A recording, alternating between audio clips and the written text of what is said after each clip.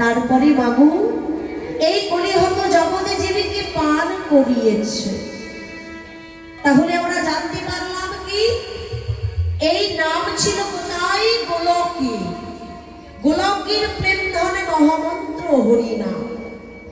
কেউ যদি জিজ্ঞাসা করে দেখবে অনেকে কিন্তু বলে সনাতন ধর্মের মানুষেরা হরিনাম দিয়ে কি হবে, এত এত টাকা পয়সা খরচ করে হরিনাম এত বড় যজ্ঞের আয়োজন করে কি হবে? অনেকে বলে তো ছোট্ট করে একটা হরিবাসর দিয়ে সেরে দিলেই তো হবে, হরিনাম দিয়ে কি হবে অনেকে বলে। কিন্তু মাগো এই যে আমার কমিটি বাবারা দেখবে গ্রামে সকল ভক্তদের বাড়িতে যায় চাঁদা তুলতে, তাই তো, ভিক্ষা করতে। কেন? নিজের জন্য না, কার জন্য? আমার রাধা গোবিন্দের জন্য। যদি তুমি নগরে নগরে ভিক্ষা না করে যদি গোবিন্দের যদি ভোগ না লাগাও, সেই ভোগ কিন্তু আমার গৌর হরির সেবা করবে না, গ্রহণ করবে না। তাহলে কি করতে হবে? সনাতন ধর্মের মানুষকে নগরে নগরে ভিক্ষা করে নিয়ে এসে গোবিন্দের ভোগ লাগাতে হবে, যজ্ঞের আয়োজন করতে হবে। দেখবে এত সুন্দর যজ্ঞ অনুষ্ঠান যে হচ্ছে, এই যে মা হয়তো 2 দিন থেকে হচ্ছে, শুভক্ষণে শুভ দিনে আজকে যখন আমরা হরিবাসর পেয়েছি, দেখো হরিবাসর কিন্তু ফাঁকা হয়ে আছে। কেন? সেই ভক্তদের এখনো সময় হয়নি দুটো কৃষ্ণ কথা হরি কথা শুনবে বলে।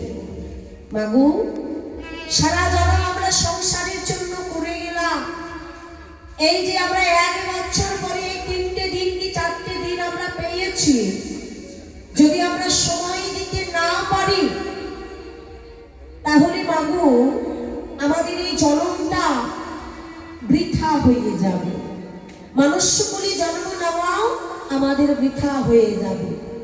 আমরা মনুষ্য বলে জন্ম নিয়েও যদি আমরা হরি কথা কৃষ্ণ কথা যদি না শ্রবণ করি, না যদি হরিবাসনে আসি, তাহলে তোমার কিন্তু নরকেও ঠাঁই হবে না।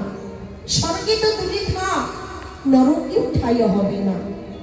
যেমন বাবা আমার গৌর হরি হরিনাম করেছে, কৃষ্ণ নাম করেছে, তার কি কোনো প্রয়োজন ছিল? সে তো ভগবান, তার কোনো প্রয়োজন ছিল না যে দাঁড়ে দাঁড়ে হরিনাম করা, ভক্তদের কাছে গিয়ে এই নাম বিলিয়ে দেওয়া, কোনো প্রয়োজন ছিল না। কেননা গৌর হরি আমার মনে মনে চিন্তা করেছিল, আমি যদি হরিনাম না করি, আমি যদি সঠিকভাবে শিক্ষা না দিই, কলিহত জগতে জীব জানতে পারবে না। সঠিক শিক্ষায় তারা শিক্ষিত হবে না। আমি যদি হরিনাম না করি, আমি কেমন করে কলিহত জগতে জীবকে উদ্ধার করব? আমি যদি হরিনাম না করি, ভক্তরা জানবে কি করে? কি গো বাবা, এত বড় যে হরিবাসর তৈরি করেছো, এই হরিবাসরে যে হরিনাম হয় সেটা তুমি জানলে কোথা থেকে?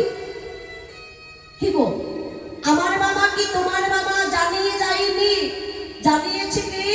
মহাপ্রভু আমার গৌর হরি হরিনাম প্রচার করেছে বলে আমরা মূর্খ কলিহত জগতে জীব কিঞ্চিত মাত্র জানতে পেরেছি, বেশি নয়।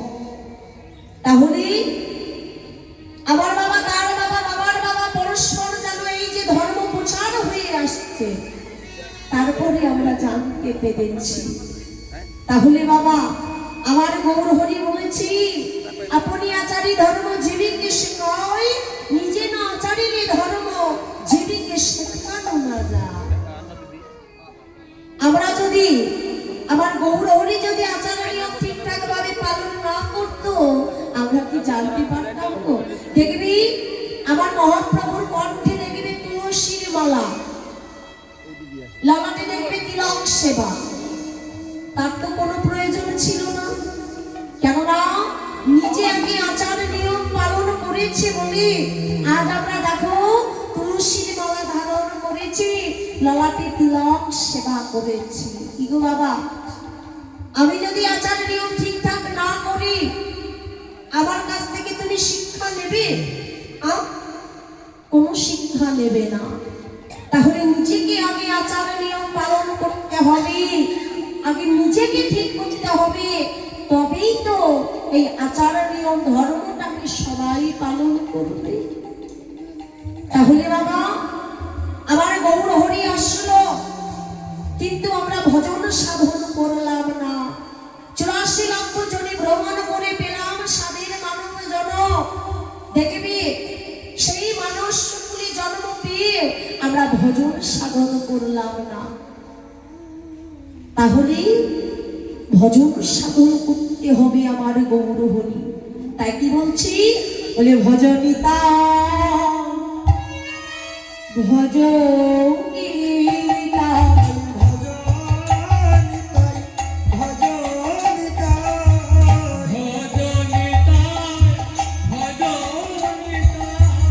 ভজিলে নিতা